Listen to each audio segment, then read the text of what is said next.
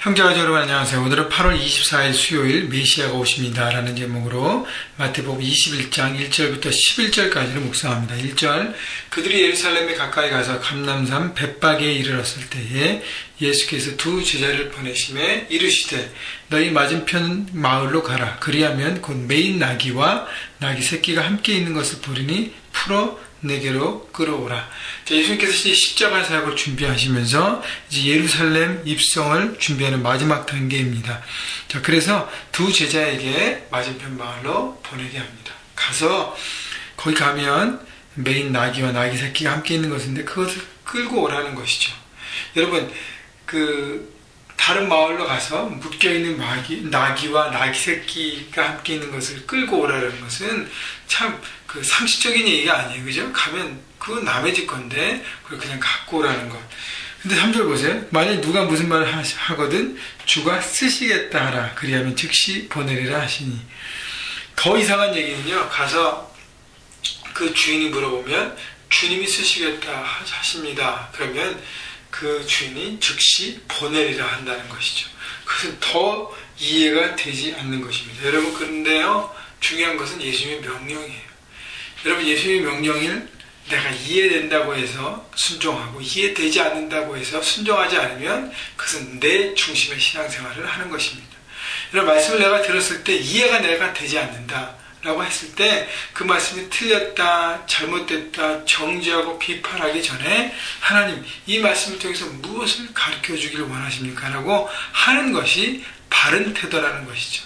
그래서 모르지만 이해 안 되지만 상식과 어긋나지만 내가 순종할 때 순종을 통해서 하나님의 그 뜻을 보여주시고 깨닫게 해 주시는 것입니다. 여러분, 그래서 우리 삶 가운데 주님이 쓰시겠다 라고 말씀했을 때 우리가 하나님 앞에 드릴 수 있는 삶이 또 돼야 돼요.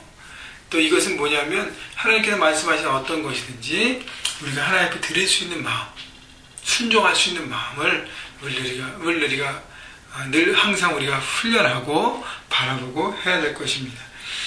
자, 예수님께서는 두 제자에게 상식과는 좀 떨어져 있는 얘기일 수 있지만 하나님의 섭리와 십자가를 준비하신 하나님의 계획에 대해서 보여주고 싶은 하나님의 뜻이었다고 저는 생각합니다.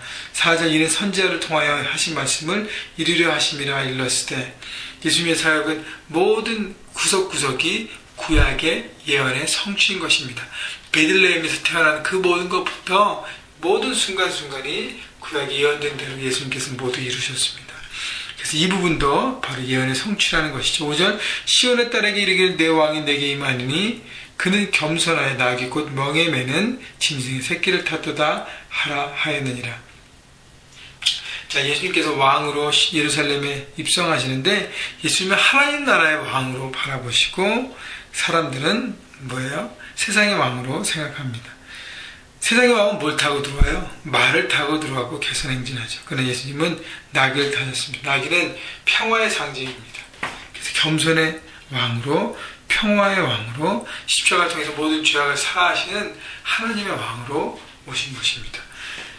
6절, 제자들이 가서 예수께 명하신 대로 하여 나귀와 나귀 새끼를 끌고 와서 자기들의 겉옷을 그 위에 얹음에 예수께서 그 위에 타시니 무리의 대다수는 그들의 겉옷을 길에 펴고 다른 이들은 나뭇가지를 베어 길에 펴고. 자, 두 제자가 예수님 명하신 대로 갔더니 정말 나귀가 있었고 나귀 새끼가 그 모든 것을 끌고 왔습니다. 정말 놀라운 일이죠. 그러고 난 다음에 겉옷을 그 위에 얹고 안장 대신 예수님이 그 위에 타셨어요.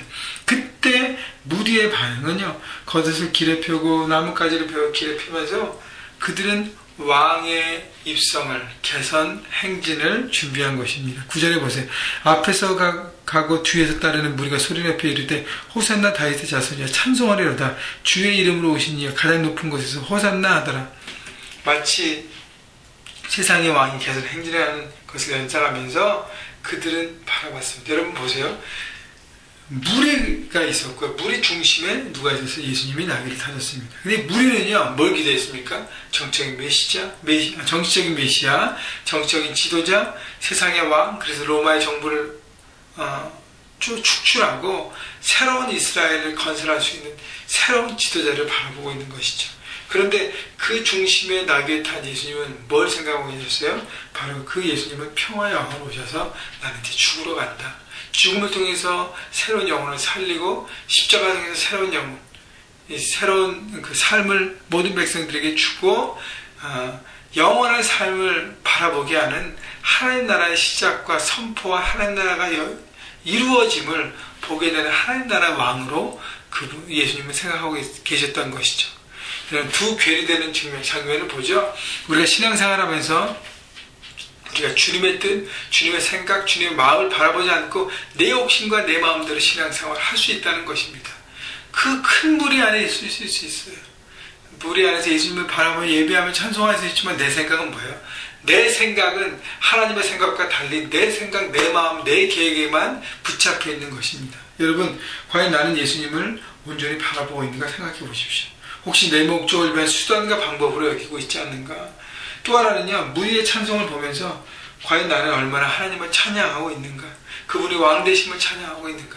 그분의 왕되심을 특별히 삶의 현장에서 하나님 나라를 살아가고 이루어가야 될 내 삶의 현장에서 나는 얼마나 찬양하고 있는가 여러분 생각해 보십시오. 그래서 오늘도 그 부분을 점검하시면서 주님을 찬송하고 삶의 현장에서 주님의 이름을 높여드리는, 그래서 하나님 나라를 이루어가야 여러분 모두가 되시기를 주님의 이름으로 축원합니다. 10절 예수께서 예루살렘에 들어가시니 온 성이 소동하여 이르되 이는 누구냐 하거늘 무리가 이르되 갈릴리 나사렛에서 나온 선지자 예수라 하니라. 우리는 그분을 선지자로 생각했어요.